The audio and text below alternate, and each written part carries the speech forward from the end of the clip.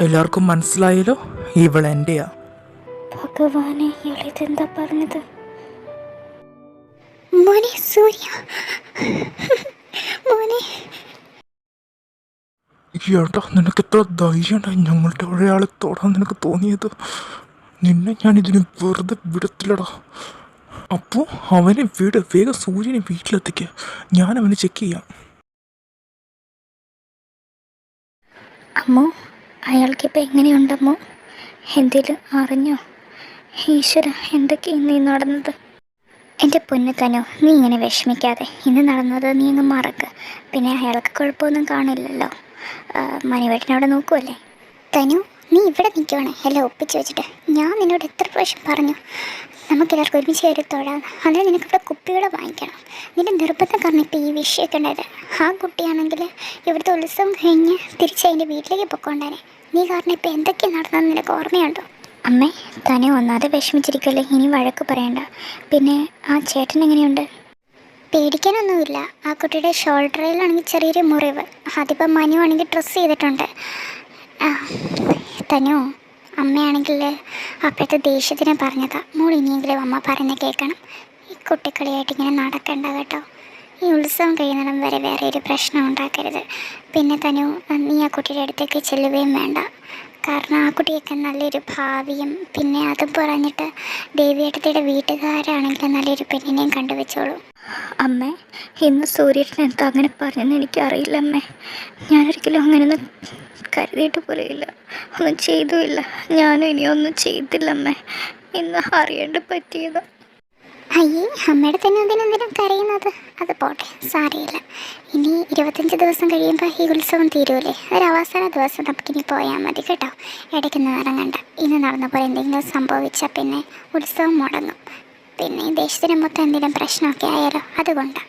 എടുത്താനും അതുകൊണ്ട് വീടിന് ചുറ്റുമൊക്കെ നടന്നോ, റൂമിലും കുറച്ച് സമയം ചിലവഴിക്കുക, അല്ലാണ്ട് പുറത്ത് പോകണ്ട കേട്ടോ. നന്ദേട്ടൻ ഇവിടെ നിൽക്കായിരുന്നു. സൂര്യക്ക് പ്രശ്നമൊന്നുമില്ല. അവനെ മയങ്ങാനുള്ളൊരു ഇഞ്ചക്ഷൻ കൊടുത്തിട്ടുണ്ട്. പിന്നെ നമ്മുടെ സൂര്യ എന്തൊക്കെയെന്ന് അമ്പലത്തിൽ വെച്ച് എല്ലാവരോടും വിളിച്ച് പറഞ്ഞത്. സൂര്യക്ക് തനുവിനോട് എന്തെങ്കിലും താല്പര്യമുള്ളതായിട്ട് നന്ദേട്ടനോട് പറഞ്ഞോ? ദേവി, ഞാൻ ഈ ഗൗരവമുള്ള വിഷയത്തെപ്പറ്റി നിന്നോട് വൈകിട്ട് സംസാരിക്കാതിരിക്കുമായിരുന്നു. ഞാനാണെങ്കിൽ സൂര്യയോട് ചോദിച്ചായിരുന്നു അവൻ്റെ ഭാവി കാര്യങ്ങളെ പറ്റിയൊക്കെ. അവന് തിരിച്ചു പോകാൻ താല്പര്യമില്ല, അവൻ്റെ മാതാപിതാക്കളുടെ കൂടെ നിൽക്കണമെന്നാണ് താല്പര്യം. കൂട്ടത്തിൽ തനുവിനെ കല്യാണം കഴിക്കുന്ന ആഗ്രഹമുണ്ടെന്ന് പറഞ്ഞു. നന്ദേട്ടൻ എന്താ പറഞ്ഞത്? ഇതൊക്കെ അച്ഛനറിഞ്ഞ എന്താകുമല്ലോ ഈശ്വര. സൂര്യക്ക് തനുവിനോട് താല്പര്യമുണ്ടല്ലേ? ദേവി, അവൻ്റെ കാര്യങ്ങളൊക്കെ തീരുമാനിക്കുന്ന മാതാപിതാക്കളായ നമ്മളാ, അല്ലാതെ അവൻ്റെ മുത്തശ്ശനല്ല.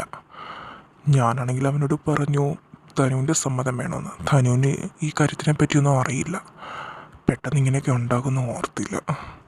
ഇനി എന്ത് വന്നാലും അവനാരെയാണ് ഇഷ്ടമെന്ന് വെച്ചാൽ അത് ഞാനങ്ങ് നടത്തി കൊടുക്കും. നന്ദേട്ട, എനിക്കും സൂര്യയുടെ സന്തോഷം വലുത്. അതുകൊണ്ട് സൂര്യയുടെ സന്തോഷത്തിനായിട്ട് വരുന്ന എന്ത് തീരുമാനത്തിനോടും എനിക്ക് സമ്മതം.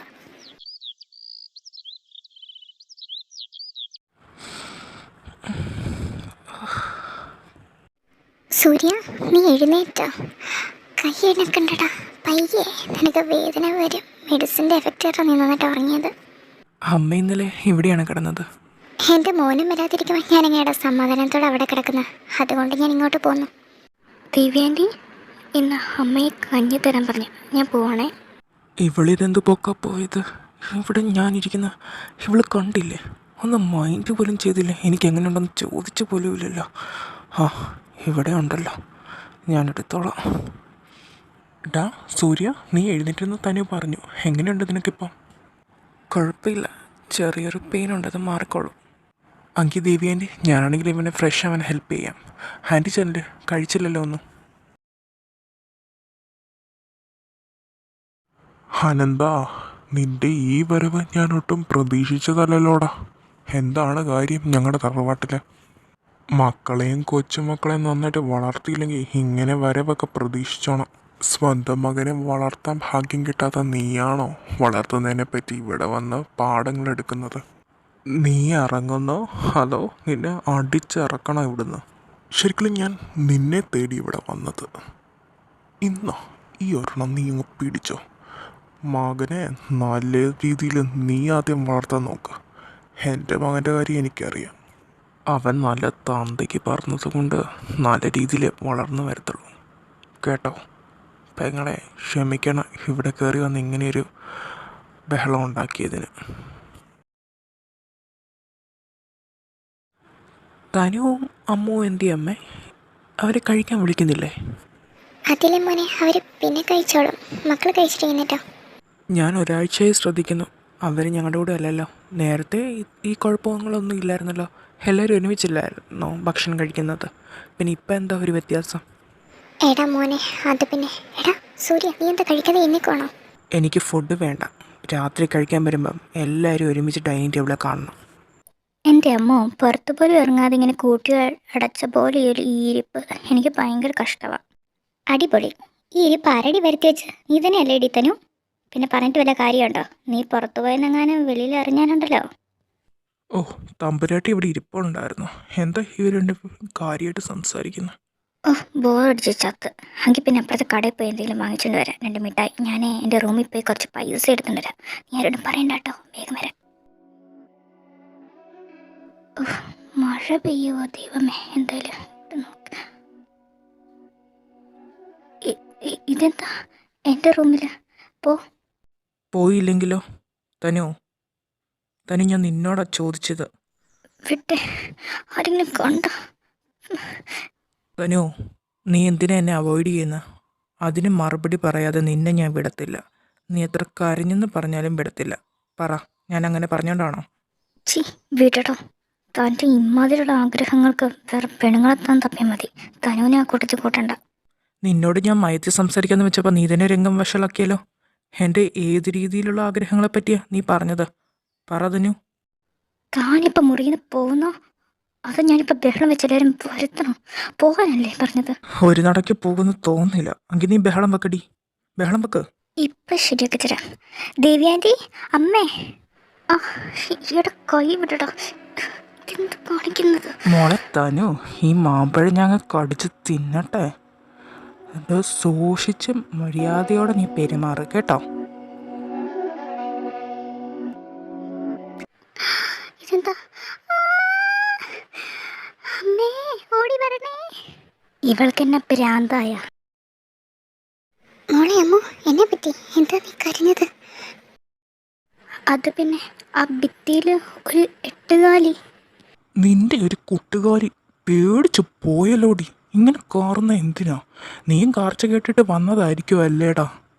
ഇവളുമാർക്കേ ഭ്രാന്ത് അല്ലാണ്ട് എന്താ? നീ പറഞ്ഞത് ശരിയാ, ഒരു ചെറിയ പേര് ലൂസാണ്. അവൻ്റെ നോട്ടം കണ്ടില്ല. മാങ്ങാണ്ടി വെച്ചെറിയണം ഇവനെയൊക്കെ. എന്തായാലും വാ പിള്ളേരെ, നിങ്ങളൊന്നും കഴിച്ചില്ലല്ലോ ഉച്ചഭക്ഷണം. ഞാൻ എടുത്തു വെക്കാം, വാ. അമ്മോ, നീ ഒന്ന് റൂമിലേക്ക് നടക്ക്. നിന്റെ 8 ഞാൻ മാറ്റി തരുന്നുണ്ട്. പട്ടിപ്പറ്റപ്പുല്ല്. എടാ, കഴിഞ്ഞ ദിവസത്തെ സംഭവം കൊണ്ട് ഞാനൊരു കാര്യം മനസ്സിലാക്കി. നമുക്ക് ഈ നാട്ടിലൊരു നിലയും വിലയും വേണമെങ്കിൽ ആദ്യം അവന്മാരുടെ ഒരു വിശ്വസ്തതയാണ് വേണ്ടത്. അതുകൊണ്ട് ആ അനന്തൻ്റെ വീട്ടിൽ പോയിട്ട് അവൻ്റെ അനിയത്തിയുടെ മോളെ ഞാനാണെങ്കിൽ അജയ്ക്ക് വേണ്ടി ആലോചിക്കുക. ഏതാ, ആ തൻവിക്ക് വേണ്ടിയാണോ?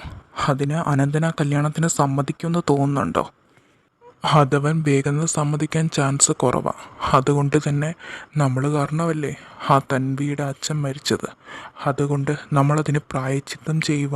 ഇനി നമുക്ക് ശത്രുതയില്ലെന്ന് പറഞ്ഞ് വിശ്വസിപ്പിച്ച് ഇത് ചെയ്യണം. എങ്ങനെയെങ്കിലും ഈ കല്യാണം നടത്തിയെടുക്കണം.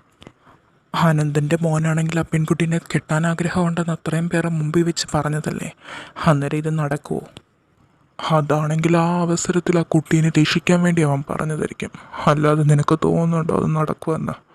അതുകൊണ്ട് നമ്മൾ ഒട്ടും വൈകിക്കാത്ത ഇപ്പം തന്നെ അവളെ പെണ്ണാലോചിച്ച് പോകുക. അച്ഛാ, നിങ്ങൾ എന്തൊക്കെയാണ് പറയുന്നത്? ഞാൻ നിങ്ങൾ പറയുന്നത് കേട്ടു. വെറുതെ ഒരു പകയുടെ പേരിൽ ഒരു കുട്ടിയുടെ ജീവിതം തകർക്കണ്ട. പിന്നെ നമ്മുടെ അജയ്ക്കാണെങ്കിൽ ആ കുട്ടിയുടെ താല്പര്യം വേണ്ടേ? അല്ലാതെ എങ്ങനെ കല്യാണം നടക്കാനാ? എനിക്ക് കല്യാണത്തിനോട് സമ്മതമാണ്.